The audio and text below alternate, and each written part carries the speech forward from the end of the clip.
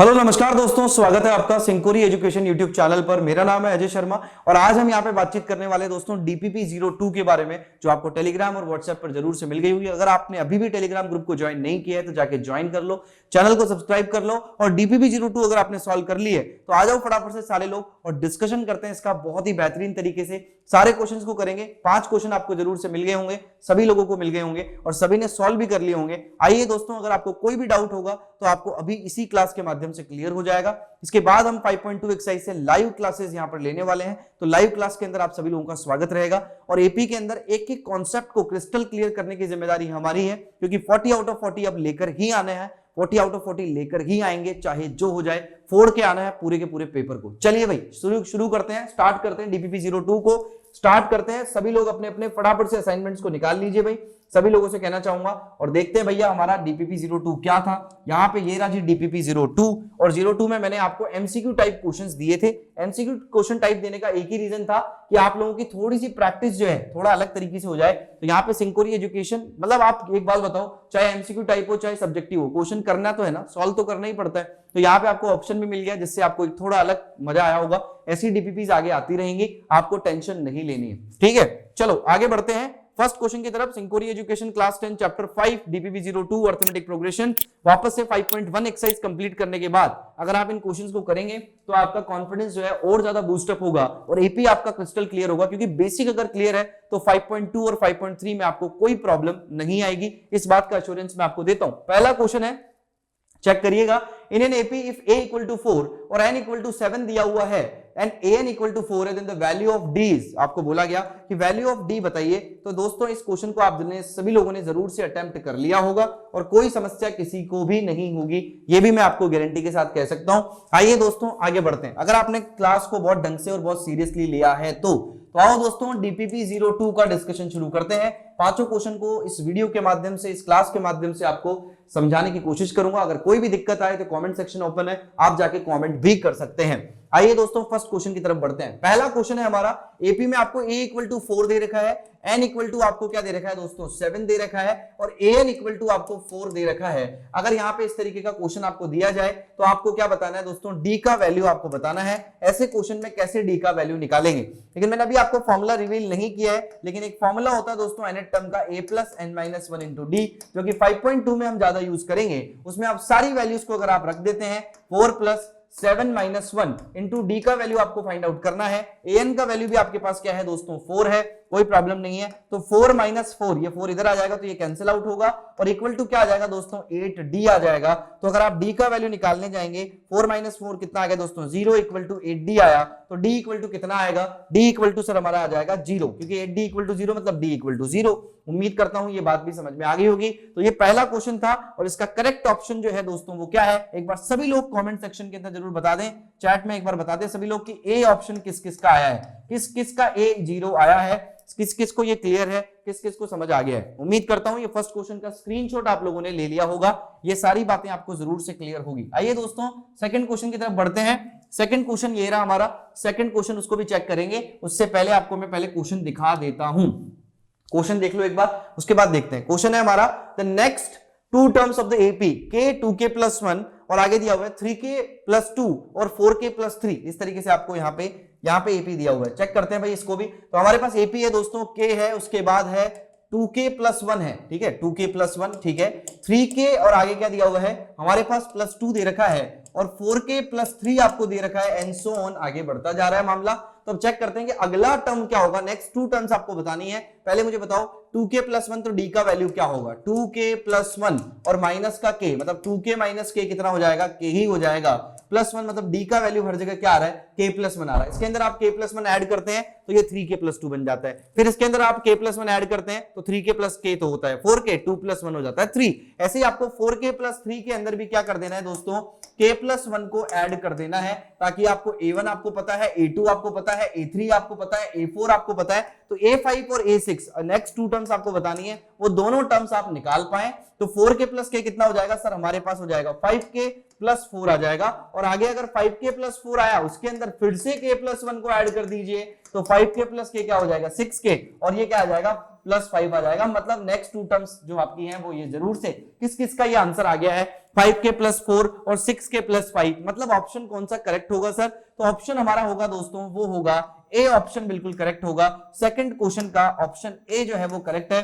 कितने लोगों का ये सही आया है एक बार जल्दी से लाइव चैट कमेंट सेक्शन के अंदर बता दो कि किस किस का ये आंसर बिल्कुल सही है। तो ये है दोस्तों आपका सेकंड क्वेश्चन, उसका ए ऑप्शन क्या होगा, बिल्कुल करेक्ट होगा। उम्मीद करता हूं ये बात भी आप लोगों को समझ आ गई होगी। आइए आगे बढ़ते हैं, क्वेश्चन करना बहुत जरूरी है। थर्ड क्वेश्चन को देखते हैं। थर्ड क्वेश्चन है सर हमारे पास ये रहा, आराम आराम से समझते जाओ और स्क्रीनशॉट लेते जाना। देखो मैं आराम आराम से समझा रहा हूं। The common difference of the AP can be only negative, only zero, positive, negative और जीरो, ओनली पॉजिटिव। बताओ भाई जल्दी से फटाफट से, चाहे अभी भी बता दो, अभी भी बता दो। अगर किसी ने सॉल्व नहीं किया तो अभी भी बता दो कि क्या आंसर होगा इसका। अरे सभी लोग जानते हैं इसका आंसर क्या होगा भाई। क्या अकेला नेगेटिव होता है क्या कॉमन डिफरेंस? डी की बातचीत यहाँ पे हो रही है। क्या हो रही है भाई? डी की बातचीत यहाँ पे हो रही है। तो मुझे एक बात बताइए कि जो डी है उसके बारे में मैंने आपको सबसे फर्स्ट क्लास के अंदर, बेसिक क्लास के अंदर बताया था कि डी जो है वो क्या होता है दोस्तों, पॉजिटिव भी होता है, नेगेटिव भी हो सकता है और जीरो भी हो सकता है। तो आप लोगों को ये बात पता है कि नहीं पता? नहीं पता तो अभी शॉर्ट नोट में लिख लो। तो यहाँ पे आंसर क्या आएगा इसका दोस्तों, सी ऑप्शन एकदम करेक्ट होगा। क्वेश्चन नंबर 3 का पॉजिटिव, नेगेटिव और जीरो, ऐसा क्वेश्चन आ सकता है। ओनली नेगेटिव नहीं होगा, ओनली जीरो नहीं होगा या ओनली पॉजिटिव नहीं होगा। तो ये है हमारा क्वेश्चन नंबर 3। उम्मीद करता हूं डीपीपी का ये क्वेश्चन भी आपका जरूर से क्लियर हो गया होगा। सी ऑप्शन इसके अंदर आएगा आपका करेक्ट आंसर। चलो भाई आगे आ जाओ फटाफट से और समझ लो, पांचों इंपॉर्टेंट क्वेश्चन है। आगे क्वेश्चन दिया हुआ है 7 टर्म। मैं टाइम वेस्ट करने नहीं आया हूं भाई, आपको डिस्कस करने आया हूं कि सारे क्वेश्चन बड़े इंपॉर्टेंट है, सारे क्वेश्चन को बड़े ध्यान से करना बहुत जरूरी है। आगे देखते हैं तो 7 term form the end of the APs -11, -8, -5 और 49 है। तो आपको बताना है दोस्तों 7th टर्म जो है वो बतानी कहां से, एंड से बतानी है। सर ये क्वेश्चन कैसे होगा? तो आओ भाई इसका देखते हैं 7 टर्म कैसे निकालें सर। तो क्वेश्चन नंबर 3 का तो आंसर आपका क्या आ गया था दोस्तों, सी ऑप्शन। सी ऑप्शन आपका क्या आ गया था, बिल्कुल करेक्ट आ गया था। ये लो भैया सी ऑप्शन आपका आ गया। क्वेश्चन नंबर 4 देख लेते हैं। तो फोर्थ क्वेश्चन देखो एक बार फटाफट से सारे लोग। फोर्थ क्वेश्चन में दिया हुआ है 7 टर्म आपको एंड से बतानी है। ऐसे क्वेश्चन को कैसे करते हैं? 7 टर्म आपको कहां से बतानी है दोस्तों, एंड से बतानी है। अब आपको दिया हुआ है एपी दिया हुआ है -11, -8 और क्या दिया हुआ है दोस्तों, -5 और आगे क्या दे रखा है, आगे जाते जाओ 49 तक जा रहा है। तो इसका मतलब ये क्या है, एक फाइनाइट एपी है। क्या दे रखी है आपको, एक फाइनाइट एपी आपको दे रखी है।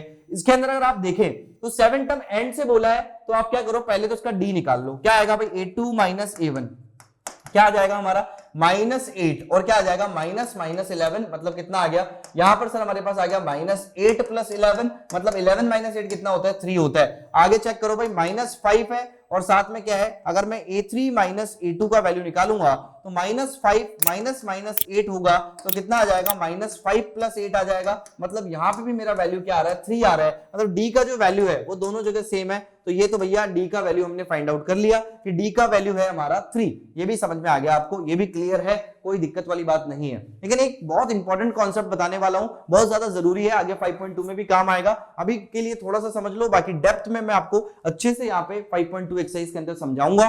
उसका इंट्रोडक्शन जब बात करूंगा, उसके एग्जांपल्स की, उसके क्वेश्चंस की, तब ये सारी चीजें डिस्कस हम करने वाले हैं। आगे देखो डी का वैल्यू 3 आ गया।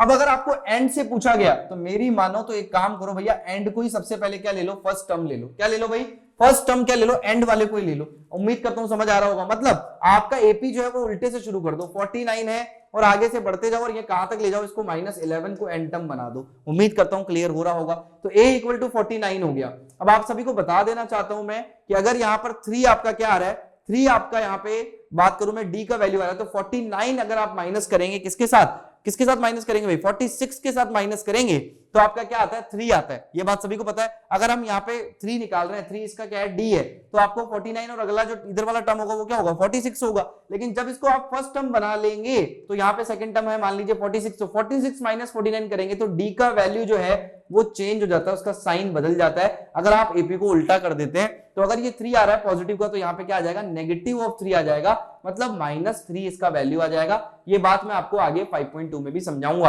अगर a 49 है, d -3 है और यहाँ पे दोस्तों nth टर्म जो है, लास्ट टर्म जो है आपकी an का वैल्यू जो है वो आपको कितना दे रखा है, माइनस का 11 दे रखा है। ये तीनों वैल्यूज अगर आपके पास में है तो आप आसानी से 7 टर्म बता सकते हैं। मेरे हिसाब से इसमें कोई दिक्कत नहीं होनी चाहिए।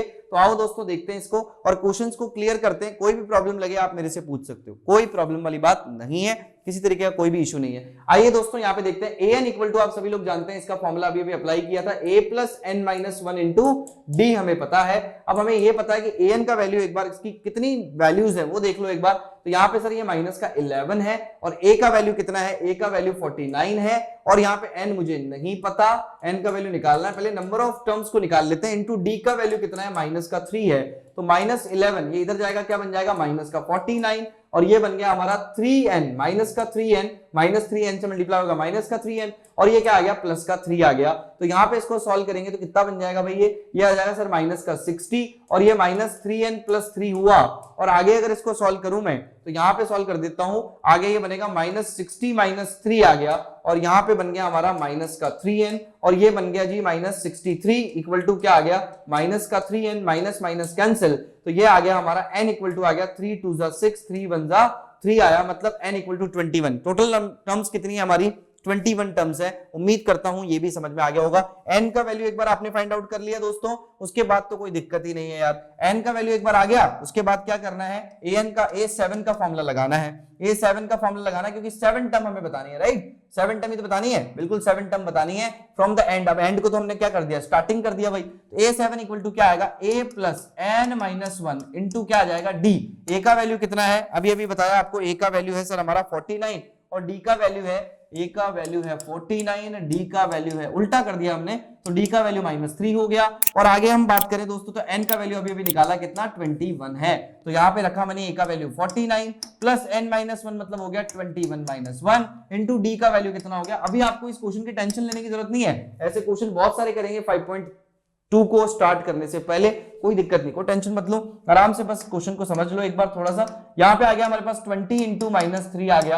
अब ये कितना बन गया कि 49 माइनस कितना हो जाएगा 60, तो ये कितना आ गया, माइनस का 11 आ गया। तो a7 का वैल्यू कितना आ गया देख लो एक बार जल्दी से, माइनस का 11 आ गया। तो ये कौन सा ऑप्शन बिल्कुल करेक्ट होगा इसके अंदर, बी ऑप्शन बिल्कुल सही होगा। जिसका भी बी ऑप्शन सही है वो एकदम करेक्ट है, बी ऑप्शन इसका क्या होगा दोस्तों, एकदम सही होगा। तो हमारा a7 जो है उसका वैल्यू कितना आ जाएगा, माइनस का 11 आ जाएगा। यहां तक किस किस को क्लियर है, यहां तक सभी लोगों को समझ आ गया होगा, ऐसी मैं उम्मीद करता हूं। और किसी को कोई भी प्रॉब्लम लगे तो आप मेरे से पूछ सकते हो भाई, ठीक है, यहां तक कोई इशू हो तो आप मेरे से पूछ सकते हो। तो 7वीं टर्म भी आपके पास आ गई है, कोई भी दिक्कत इसमें नहीं होनी चाहिए। n का वैल्यू आपने निकाल लिया, 21 टोटल टर्म्स थी, 21 एक बार आ गया, 3 2 जा 3 1 जा, n इक्वल टू 21 आ गया। तो यहाँ पे 21 माइनस 1 कितना हो गया 20 और d क्या है माइनस 3 लिया था आपने, a आपका 49 है, 23 जा 60, तो ये 49 माइनस 60 कितना हो गया, माइनस का 11। तो ये आपका फोर्थ का कौन सा ऑप्शन करेक्ट है दोस्तों, बी ऑप्शन बिल्कुल सही है। आइए दोस्तों आगे बढ़ते हैं। The common difference of the AP whose an equal to minus 3n plus 7। अब आपको कॉमन डिफरेंस बताना है इसके अंदर। आपको ऐसा क्वेश्चन डीपीपी 1 में भी मिला था। मैं चाहता हूं कि यहाँ पे n वाले जो हैं वो क्वेश्चन की प्रैक्टिस आपकी अच्छे से हो जाए। तो 5वां जो क्वेश्चन है, ऐसे क्वेश्चन आपको सब्जेक्टिव में पूछे जाएंगे। तो यहाँ पे आपको an इक्वल टू ऑलरेडी दे रखा है माइनस 3n प्लस 7 दे रखा है दोस्तों, कितना दे रखा है माइनस 3n प्लस 7। तो a1 का वैल्यू कितना होगा, माइनस 3 इंटू 1 प्लस 7, तो ये कितना आ जाएगा माइनस 3 प्लस 7, मतलब ये कितना आ जाएगा 4 आ गया। a1 का वैल्यू कितना आ गया दोस्तों 4। a2 का वैल्यू कितना आ जाएगा माइनस 3 इंटू 2 प्लस 7, मतलब कितना आ जाएगा माइनस 6 प्लस 7, मतलब कितना आ जाएगा दोस्तों 1 आ जाएगा। तो a2 का वैल्यू भी आपके पास आ गया है 1। तो ऐसे आपकी सीरीज आगे बढ़ती जाएगी, 4 1 आगे रखते हैं भाई, 3 रखो, a3 का वैल्यू आएगा 3 3 जा 9, माइनस 9 प्लस 7 कितना आ जाएगा माइनस का 2। आगे रखो भाई 4 रखेंगे तो सर हमारे पास आ जाएगा 4 3 जा 12, माइनस 12 प्लस 7 कितना आ जाएगा माइनस का 5। ऐसे आगे ये एपी चलता रहेगा।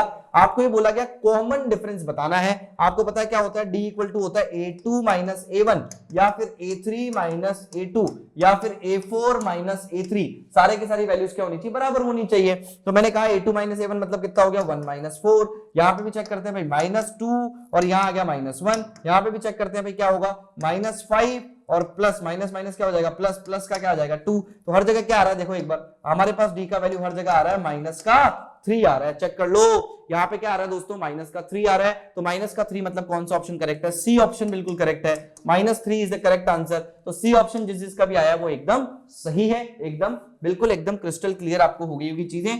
तो अब मैं फटाफट से एक बार वापस से आंसर बोल देता हूं, 1 2, 3, 4 और 5 मैच कर लेना, और जिसके भी पांचों क्वेश्चन सही हुए बहुत अच्छी बात है। जिसको नहीं आए कुछ क्वेश्चन जो है अभी उनकी प्रैक्टिस करवाना बाकी है, 5.2 के कुछ क्वेश्चन है, उसके बाद आपको ये सारे क्वेश्चन और अच्छे से आ जाएंगे, तो बिल्कुल टेंशन मत लेना। ठीक है दोस्तों, तो अभी आ जाते हैं हम यहाँ पे। पहला जो पार्ट है हमारा, उसका जो आंसर आया था वो कितना आया था भाई, यहाँ पे हमारे पास आ गया था सर डी का जो वैल्यू था वो कितना था, 0 था, मतलब ए आया था फर्स्ट वाले पार्ट का।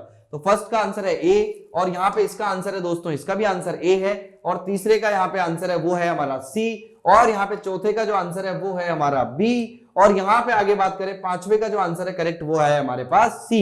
अभी अभी आपने देखा कि -3 हमारे पास आया। तो ये पांचों क्वेश्चन जो है डीपीपी के आपके एकदम क्रिस्टल क्लियर हो गए होंगे, ऐसी मैं उम्मीद करता हूं, और किसी तरीके का कोई डाउट नहीं होगा। ए सी बी सी आपका क्या है करेक्ट आंसर्स हैं। ऐसी ही डीपीपीज आपको मिलती रहेंगी, बस बने रहिए। टेलीग्राम चैनल को ज्वाइन कर लीजिए, सिंकोरी क्लास 10 लिख के भी आप टेलीग्राम ग्रुप पे जा सकते हैं, और सिंकोरी एजुकेशन के चैनल को सब्सक्राइब कर लो, वीडियो को लाइक कर दो और अपने दोस्तों के साथ शेयर कर दो, क्योंकि सारे क्वेश्चंस की प्रैक्टिस, सारे नए पुराने जितने भी मर्जी क्वेश्चन, बहुत सारे क्वेश्चन हम करेंगे। आपका एक चैप्टर खत्म हो चुका है एप्लीकेशन ऑफ ट्रिग्नोमेट्री, अब एपी खत्म होने के बाद हम क्वाड्रेटिक पढ़ने वाले हैं, क्वाड्रेटिक इक्वेशन को देखने वाले हैं। तो दोस्तों बस बने रहना है आप लोगों को, और एक एक चीज को क्रिस्टल क्लियर करते हुए आगे बढ़ते जाना है, और कोई डाउट आपको किसी तरीके का कोई भी प्रॉब्लम यहाँ पे नहीं होने वाला है। तो ये था जी हमारा क्या, यहाँ पे आपने देखा डीपीपी 02 का जो है वो हमारा डिस्कशन समाप्त होता है। हमने एक एक चीज को क्लियर कर लिया है, डीपीपी 02 भी क्लियर हो गई है।